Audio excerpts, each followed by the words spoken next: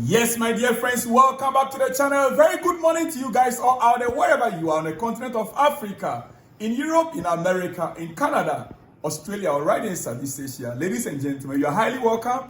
It is a beautiful Sunday, and it is Chelsea match day. Yes, it is Chelsea match day. Chelsea, Liverpool, tonight or later today. Dear friend, wherever you are, is it going to be a must win for Chelsea? Yeah, of course. For some time now, almost every of our games are must-win games.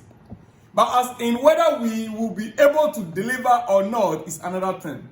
Guys, later this afternoon, I'll be coming with a preview of the game. And we will be going live, watch along. Yes, we'll be going live for our watch along. Liverpool visiting Chelsea at the bridge. We started the season with Liverpool. Yeah, they were one of the first teams we played. I think the first 2-3, yeah. And now they are visiting Chelsea. And if you look at the league table right now, in the games that we will have to play, I think in the top 4, top 5, Chelsea have the toughest run of fixtures. Chelsea have the toughest run of fixtures to end the season with. Yeah. Our next 3 games, we are playing Man United, we are playing Newcastle, we are playing Nottingham Forest. And these are all teams that are fighting for top 4. I mean, in exception of Man United. Guys, but quickly, before we continue, it is with my greatest pleasure, joy, to announce to you, yes, that our sister club, Strasbourg, are in Champions League next season. Strasbourg are in Champions League position in France. I thought you'd be happy with me. You are not happy because they are likely to deny Chelsea of going to Champions League because both are same owners, right? Same ownership. Apart from that, we might not be able to get some of our players from them. We cannot buy from them. The two clubs might not be able to exchange players for any reason because of UEFA rules. But hey, there is a way out. Strasbourg beat champions PSG 2-1 to move into UEFA Champions League qualifying spot in France. Yes. Now, Angers and Le Havre are to play to the end of the season. These two teams, they are also fighting for the same spot that Strasbourg are in currently. Angers and Le Havre, they are to play to the end of the season to know their status. Bluco 22 will put Strasbourg into a blind trust. This is where the issue is. Bluco will have to put Strasbourg into a blind trust. Meaning that they will have to hand over everything about the club to a blind trust.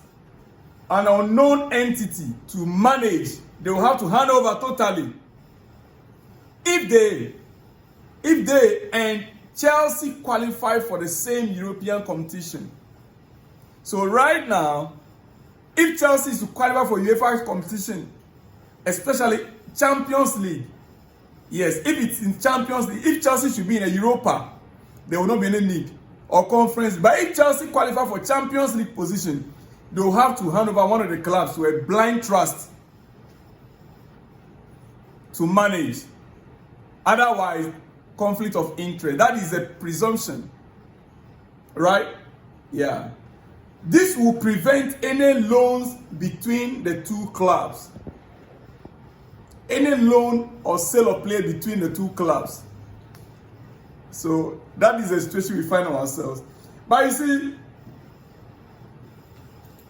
earlier this season, Strasbourg fans hit the street to protest about the new ownership. Yeah. They protested before Chelsea protest came on. And their protest was massive.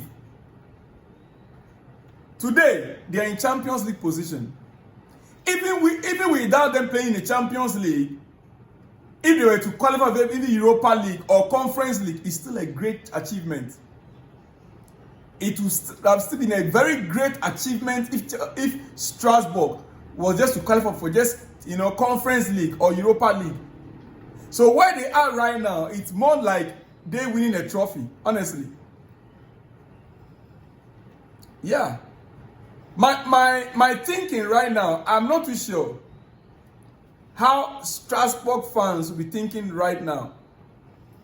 Would they be celebrating or how?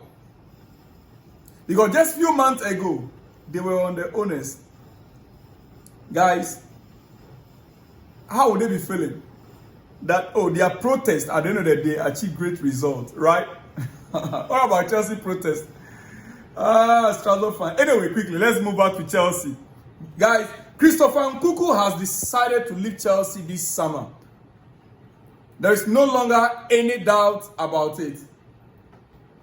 His contract runs until 2029 with Chelsea, but talks are currently ongoing. In January, he was expected to leave, but for lack of clubs, he couldn't depart. So this summer, very likely, Nkunku will leave him. It could be on loan as well. If Chelsea doesn't really want to let him go, they might send him on loan. But we understand, clubs like Arsenal and Manchester United are all interested in a Chelsea forward.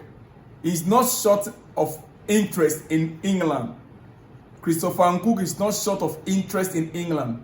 Yeah, all the top 5, top 6 teams, they are interested in him, from what we understand. In a section of Man City that I've not heard any news on.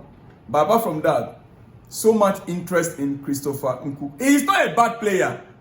I think it's our system that is not favoring him. Especially, you see, Cole Palmer's role made it impossible for him to adapt to it, to the system. Because Cole Palmer made that number 10 position his own. So it's really difficult. Nkunku that I know is not a bad player. He is not. On a good day, Chris can do anything with the ball. Chris was a player that we were looking up to be able to break down, low block teams.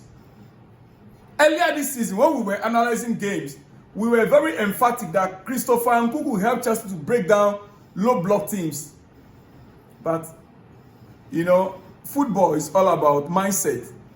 When you are not having the rightful mind, and especially when you are being kept on the bench for so long, and you have already made up your mind to leave the club, to have a first team football somewhere, you down your tools. I see Nkunku like a player that has already down his tools. Guys, it is what it is. It is what it is. Now, to some transfer news. Remember, it is Chelsea, Liverpool tonight. But I'm giving you some latest news updates. Yeah. Dean Hodgson scores and gets his 4th Man of the Match award. Yes. The defender that Chelsea are interested in this summer, alongside Hato. Yeah. Dean Hodgson has scored last night and got his 4th Man of the Match award. Even as a defender. Come on, Chelsea, go for him. With his future set to be decided soon, probably this month, where will be his destination? We understand. Chelsea are number 1 on the list. Arsenal are also showing interest with Liverpool. They are all involved in the race to sign the Spanish centre-back. Worth £50 million. £50 million is his release clause. Look, the guy is now assessing all his options ahead of June or the next month transfer window. Yes, next month transfer windows. But right now, guys, tonight, Chelsea have the opportunity to go 4 points behind Arsenal in 2nd place. Chelsea have the opportunity to go 4 points behind 2nd place team Arsenal. Can we get a job done? 4 points simply means that we will be right behind Man City on 4th place on the league table. Can we get a job done this evening? You see, it is very possible. Like I said yesterday, Romeo Lavia is back. Rhys James is available. And Moise Caicedo is available. I would expect all three to be in a starting 11. I need Reece James' leadership on the field. But with Caicedo involved, I suspect Reece James will be starting, from the bench. Yeah. We wait to see. I'm not giving my predicted lineup here. When I'm coming back with my preview, then you get a predicted lineup. But quickly, let me just run up here. That one of our own, our legendary midfielder, Frank Lampard and Coventry are just about one game away to the Premier League.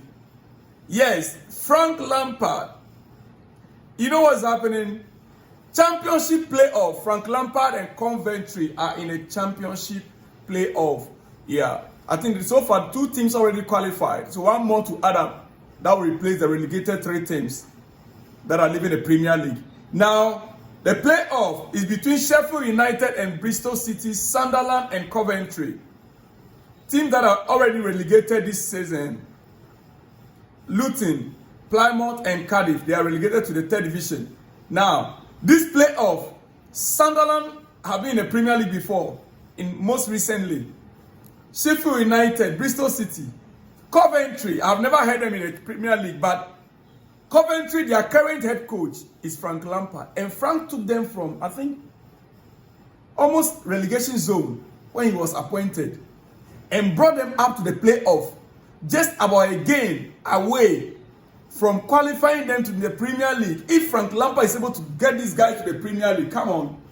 You know, it has been said that among the current generation of new coaches that are coming up, especially the Premier League new generational coaches, Manchester United, so-called Manchester United legends, Liverpool legends, Arsenal legends, if you put all together, apart from Michael Carrick, none of them are doing better than Lampard. As a matter of fact, Lampard versus Carrick, Lampard is ahead. Oh yes. Have you forgotten? Lampard first season in Chelsea as a coach. Do you remember? He took the club in the season where Chelsea was banned from buying players. Yeah. When Chelsea was frozen from going to the transfer market from buying players, he took the team Chelsea and he got us to top 4 that season. It was after the next season when we were playing the Champions League. I think he won almost all his Champions League games, but he was not doing very well in the Premier League. He was 6th on the Premier League table. That was when he was sacked by Abramovich. Then Thomas Tuchel took over. When Thomas Tuchel took over, yes, it was under Tuchel that we won the Champions League for the 2nd time. But it was Frank Lampard that played the league stage, the group stage matches. All the group stage matches were taken care of by Frank Lampard. I remember vividly, under Tuchel, we had Mason Mount, Thiago Silva, Kai Havertz, Ziyech, Pulisic, Mendy, and top the group conceding only 2. Yeah, these were the players Frank Lampard used, and we topped the group, and we conceded only 2 goals before Thomas Tuchel took over and won the league. So if you want to talk about the Champions League Chelsea won, the latest one, is it 2021. The major work was done by Frank Lampard.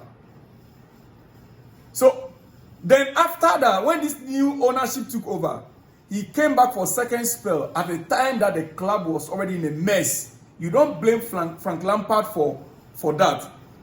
Ending the league on 12th position with Chelsea. No, you don't blame him because he was tasked to sail the ship to safety. The ship was already almost sinking. Guys, it is what it is. Frank is about to make another history by bringing Coventry in our current history back into the Premier League. Back into the Premier League. My goodness. Frank Lampard. I know one day he will surely be back at Chelsea. Yes, Sunderland versus Coventry, playoff into the Premier League. I can only wish Super Frank Lampard all the best. Yeah, if he should succeed in coming to the Premier League and he can still get them stable, and if they can support him and not get relegated, come on. Anyway, guys, it is what it is. It is what it is. I'll be back with a preview. And remember, tonight, we have our watch along. Watch out for that as well. See you guys in the next one when you see me. Shalom and peace.